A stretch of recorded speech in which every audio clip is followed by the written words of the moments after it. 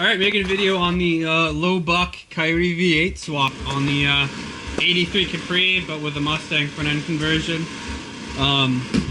We got our headers, they go on, they're not welded fully, the downpipes are just tacked on in place, and same with the flanges, and I gotta drill this hole out for, I'm gonna say number 4 on this head, but it may be number 8 in the total of the firing order of the V8, I can't remember off by hand. Yeah, it's in. It's a pain because you have the steering column there. Mine is out of an Astro van. You can pick those up relatively cheap. You're cutting and welding the end. I originally had a bolt going through, but that bolt was hitting the downpipe right here, and I had to cut it out and plug weld it up and weld on the end, so there's no chance of it breaking free. But it's also shaped so it wouldn't be able to free spin. It's kind of that rectangular shape with the rounded ends. Got my downpipes here. This is 1.5 inch, or actually no, it's 2-inch skid 40 stainless pipe. You can pick this up anywhere. It's super cheap in comparison to, you know, buying exhaust from Mopac or Lordco or something like that. Yeah, you'll see it's open on one end. I'll show you what I did to cap that. This is the exhaust off of the Dodge Charger that I got all that stuff from. It's 2.5 inch exhaust tubing. Since this is 2-inch skid 40 pipe, they go by inner diameter, so it's actually very close to the same 2.5-inch OD that exhaust tubing runs by. So it fits up quite nicely. Same with the flanges. This side I had to hammer in the tranny tunnel area. You can see everywhere the paint scratch because I've had to manhandle this engine in and out many times.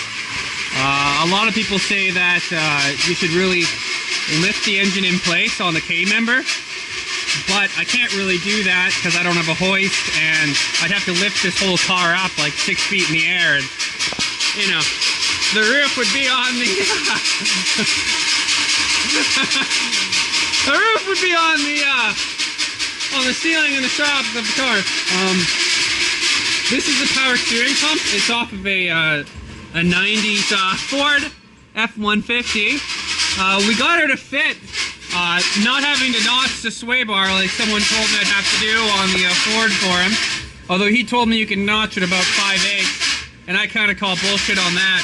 I'm gonna look into possibly getting an SN95 front sway bar because the diameter is roughly the same, and it's supposed to be wider, but I don't know how much wider it is here because this already kicks over to 90, and I don't know if you could honestly do a tighter bend, and I don't want to have to move my brackets in at all. But those brackets are off a later gen car because they sit it down, and then I had to put a 3/8 spacer in between and redrew out the plates. I put a spacer on the top. And on the pump, what I had to do is you have to disassemble it completely. You know, take this back cover off. There's a snap ring and there's a hole that you can punch a pin through and it'll push it out.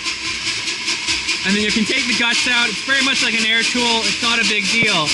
But here on the bottom side is where you normally keep your fill.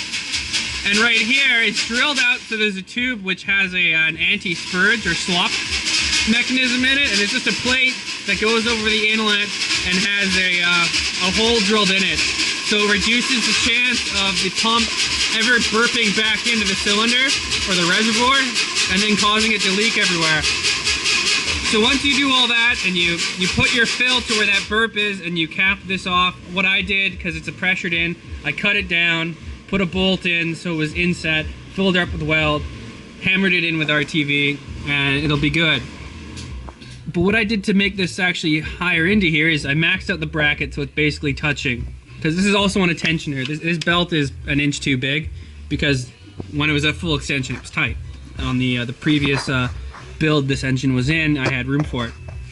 So then I took my grinder, or I took the saw, and I carefully cut notches on this to give me more room. I think I have the pump, another pump somewhere. But maybe I'll make that into another video and more detailed on how I made this. If anyone wants to know, I can do a more detailed video on this, but this is just a quick rundown on what I had to do to get to this point on the old budget build. This is also an UPR 96 Mustang K-Member, because I figured I could use 96 mounts on this engine and make it easier for me. But yeah, this caused me a lot of headache, but I believe I'm past that, and we're going strong now. This is just the F-150 alternator. It's no big deal. For the plugs, what I did is I made these guys up. This is actually gotta walk around here. This is out of a stainless ball valve. We usually use them on propane tankers at work, but they're also used, I think, sometimes on chemical, CO2, kind of cold temperatures.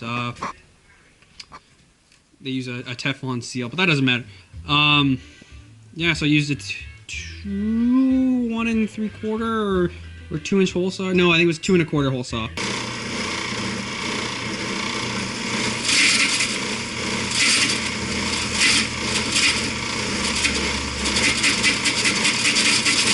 Because the inner diameter is roughly this, so I'm going to hammer that in, and then yeah, I'll just weld it around the tip, and then it'll be kind of a little hump there, and a massive heat sink if that works. But yeah, so today we're going to weld up the headers, put them on the car, torque them down, and we'll be fucking done with that. And then we can do the downpipes. We can put the flywheel on, put the pressure plate, put the bell housing on. This one's nice because on the last build I had, you couldn't actually take the transmission off with the headers on, so it's kind of a pain in the ass, knowing every time you'd have to do that. But yeah, here she is, hopefully rebuilt correctly this time, or they're done for the most part. Still got to clean up one of these holes and a few of the ports, but here's the ball valves on the end. It's all welded up. This is the more haggard of the two, but this one turned out pretty well. Yeah, welded everything.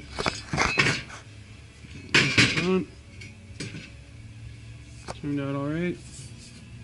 And this isn't the nicest because it was sucking in the contaminants from the used pipe. But yeah.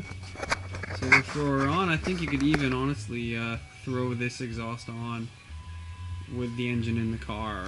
Not 100% sure, but best part is you can move the bell housing with the exhaust on. So make it nice.